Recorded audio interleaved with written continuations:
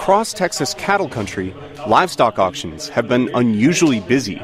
As grazing lands dried up, cattlemen like Ashley Nolan have been selling their livestock earlier in the season and at a younger age than normal. Rusty 71. Rusty 71. It's been tough. We've sold pretty much all of our herd throughout the summer, little by little, waiting on the rain, and it never came. In fact, just 1/5 the normal amount of rain and snow have fallen this year in the North Texas ranching communities near Lubbock.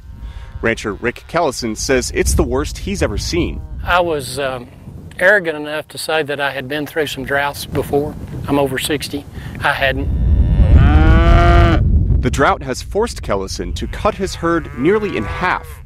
As grazing land has dried up, hay prices have shot up to 5 times their normal price. That has Kellison looking for alternatives. So it's gin trash, cotton burrs, some cotton limbs.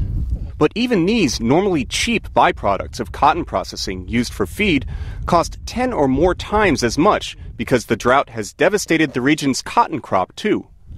Kellison has spent more than a decade breeding these cows to produce more meat with less feed. Now, the fruits of his labor are in jeopardy. When we take this cow herd and I have to liquidate a 5 or 6 year old cow that's in her prime, I've sold my factory. Kellison says some in his situation are getting out of the business. If you just look at the numbers and there's no emotions involved, the thing to do is sell out and punt. But for Kellison, there are emotions involved. Most of these cows got names. They're what we take care of first.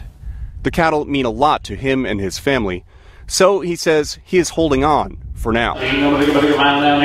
The good news for Texas ranchers is that their cattle are still getting fairly good prices at auction, despite the glut on the market. That is helping many cattlemen get through the drought.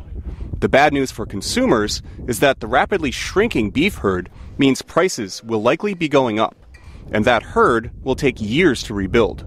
But that's not all. The fear I have is it's not over yet, and we don't know when it'll be over. The La Nina weather pattern that contributed to this year's drought appears to be back for another year. And Texas weather officials say drier than normal weather could last for a decade or more. A drought that has already cost the state's farmers and ranchers more than $5 billion is not through with them yet. Steve Baragona, VOA News, Lockney, Texas.